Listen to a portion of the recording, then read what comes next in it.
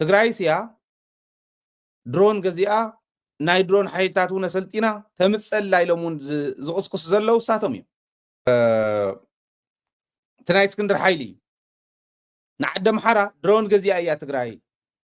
ኣልዋ ምላሽ ሎም ኣልሞ ምላሽ ክትወስድ እያ ትደሊ ትግራይ ኣምሓራ ንኸይህሉ እያ ክትገብሮ ትደሊ ትግራይ እንዳበለ ይቕስቀስ ዜናታት ዝስርሑ ዘለው ኣብ ሚድያ ትንተናታት ክግበሩ ከለው እዚኦም ዝብሉ ዘለው ድሮን ኣምፅያላ ፀረ ድሮን ኣምፅያላ ናይ ድሮን ሰባት ሰልጢና ኣላ ትግራይ ይብሉ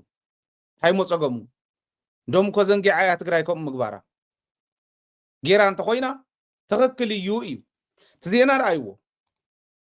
ጦርነት ውስጥ ያሉት የህወሓት ሰዎች በሱዳን በኩል የጦርነት ድሮን ለማስገባት እንቅስቃሴ እያደረጉ መሆኑ ታውቋል። አንዳንድ መረጃዎች ደግሞ ህወሓት 3 ዘመናዊ ድሮኖችን አስገብቷል በሚል እየዘገቡ ነው። ሆኖም የድሮን ኤክስፐርቶች ከሱዳን ሸረሪና ካምፕ በመነሳት ወደ ሌሎች አገሮች በማቅናት የድሮን ስልጠና እየወሰዱ ነው ተብሏል። ስለዚህ ሰለስተ ድሮን እቲያ ናይ ፀረ ድሮን ሰባት እውን ተስልጥነላ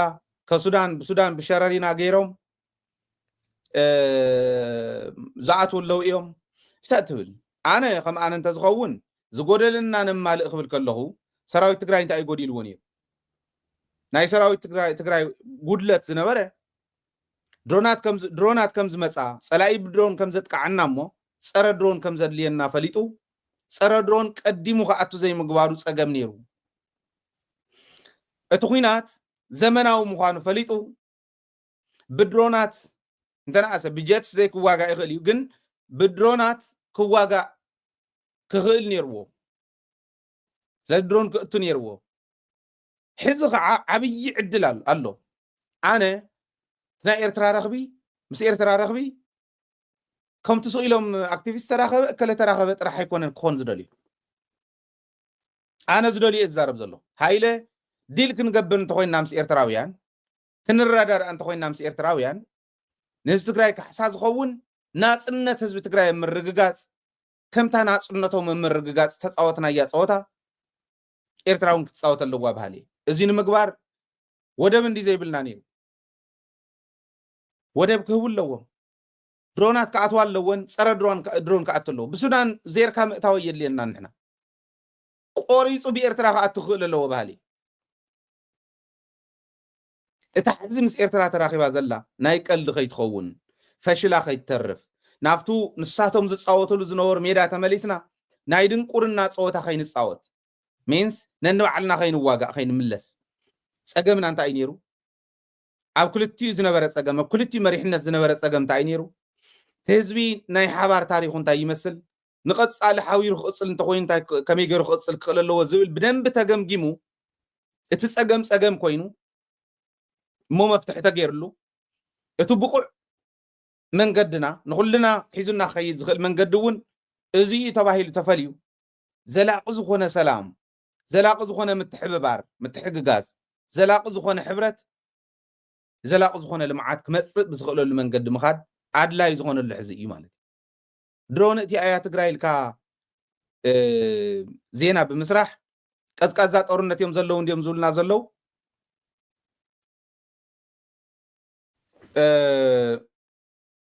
ድሮን ብሱዳን ገይራ እትያላ ፀረ ድሮን እትያላ ናይ ፀረ ድሮን ኮነ ናይ ድሮን ኦፕሬተራት ኣሰልጢና ኣላ ይብሉ እስካዕ ሕጂ ክትፀንሕ ይነበራን ባህሊ እያ ንግን ዝገበርና ጌርና እዚ የለኒ ትብል ዓዲ ኣለዋ ትበሃል ዓዲ ትፍራሕ ዓዲ እንተዘይኮይና ትግራይ እማ ንፅድቂ ኢሎም ዝገድፉና ፀላእተ ይኮኑ ንዓና ጥፊኦም ንትግራይ ስልቅጥ ጠቢላ በሊዓ ክትነብር እትደሊ ዓዲ ስለ ዝኾነት ከምዚ ጌርና ኢና ክንርዳእ ዘለና ንኢትዮጵያ እታ ኢትዮጵያ እኮ ምሒርካያ ሰሪሕካላ ኣልሚዕካያ እትርዳእካ ዓዲ እንተትኾን ነይራ ፅቡቕ ነይሩ ከይትብለና ኢልና ሞፀረ ድሮን ኣሰልጢኖም ይብሉ ስለ ዘለውስ ከይብሉና ኣይነሰልጥን ኢላ ከይብሉን ዝብል ናይ ትግራይ ሕማም እንዳጥቃዓና እንተኸይዱ ከጥፉና ዝመፁ ዘለው ሰባት ምዃኖም ተዓንተዎ ነገርኩም እስክንድር ከፋፊሉ ነቲ ፋኖ ይበታትኖ ዘሎ እዚ ብምርኣይ ጥራሕ እኹል ኣነ ከም ኣነ እቲ ናይ ድሮንን ፀረ ድሮንን እውን ብሱዳን ምዛረ የድልየካን ኦፍኮርስ ሱዳን ናህና እያ ደጋፊት ህዝቢ ትግራይ እያ ፅላል ህዝቢ ትግራይ እያ ብሱዳን እንተኣተወ ፀገም ኣለዎ ይኮነን ዝብል ዘሎ ብሱዳን ጥራሕ እንተይኮነ ብኤርትራ እውን ብካልኦት እውን كأتو خللو بعفار غيرون كأتو خللو خسرح خللو تسرح تبالي ازيو فرحنا نقول فيكون مغنياتو عدنا نحلو اللمبر كالي خن ورلو عينوتن تግራይ صحتاري تيكونتن سلام قدمياتب نسلام بزح تعقس تري واغاون تخفل عد سلازغونه تزون كوم سلازغونه فلوت عالم زفلطا ازي تردينا كن كنكللنا زول امنت لني